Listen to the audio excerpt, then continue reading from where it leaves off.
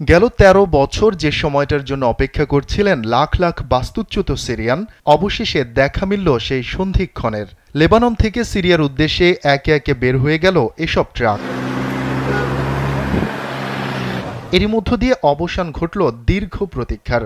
জীবন বাঁচাতে যে ঘরবাড়ি ও দেশ ছেড়ে প্রতিবেশী দেশে আশ্রয় নিয়েছিলেন এসব মানুষ, এবার ঘরে ফিরছেন তারা। শুরুটা স্বল্প পরিসরে হলেও জন্মভিটায় ফিরতে পারায় দারুণ আনন্দিত এসব মানুষ।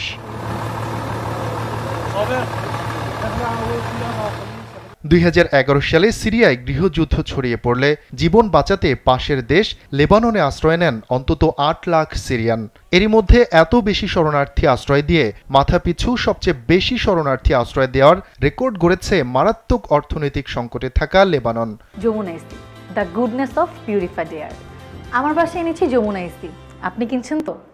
এবার সেই সংকট কিছুটা হলেও লাঘব হচ্ছে, কারণ দীর্ঘ আলোচনার পর শুরু হয়েছে প্রত্যাবাসন প্রক্রিয়া। স্থানীয় সংবাদ মাধ্যমগুলো বলছে এই প্রত্যাবাসন প্রক্রিয়া স্বেচ্ছায় সম্পন্ন হচ্ছে। যাদের ফিরিয়ে নেওয়া হচ্ছে তাদের নিরাপত্তার বিষয়ে দেয়া হয়েছে শতভাগ নিশ্চয়তা। প্রাথমিকভাবে ৩৩০টি পরিবার সিরিয়ায় ফিরিয়ে নেওয়া হচ্ছে। পর্যায়ক্রমে এই সংখ্যা লাখে উন্নীত করা হবে। সানা নিউজ জানিয়েছে, সিরিয়ান কর্তৃপক্ষ দেশে ফিরে আসা এসব মানুষের বিষয়ে খুবই আন্তরিক। এরই মধ্যে তারা একটি তালিকা তৈরি করেছে, যেখানে রয়েছে ফিরে আসাদের নাম, আবাসস্থল, বিস্তারিত তথ্য। ফলে যাদের সহায়তা প্রয়োজন তাদের কাছে মানবিক সহায়তা পৌঁছে দেয়া হবে। এছাড়া এসব ব্যক্তিদের জন্য পৃথক মেডিকেল টিমও গঠন করেছে দেশটির সরকার। এক যুগেরও বেশি সময় আগে শুরু হওয়া সিরিয়ান গৃহযুদ্ধ এখনও বন্ধ হয়নি, তবে কমে এসেছে এর তেজ। ফলে অনেক অঞ্চলে বিরাজ করছে স্থিতিশীল অবস্থা। এমন পরিস্থিতিতে লেবাননের সাথে আলোচনায় বসে সিরীয় প্রশাসন। তাদের ঐক্যমত্যের উপর ভিত্তি করেই প্রণয়ন করা হয় এই প্রত্যাবাসন রোডম্যাপ। এজন্য কোনো শরণার্থীকে জোর করা হয়নি বলেও দাবি উভয় দেশের।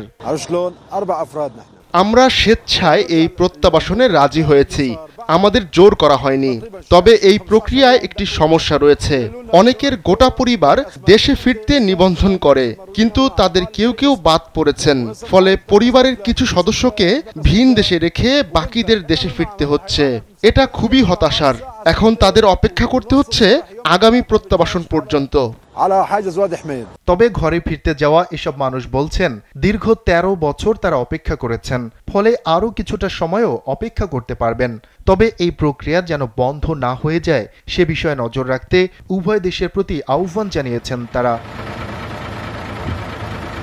শফিকুল ইসলাম শান্ত, কালবেলা ডেস্ক।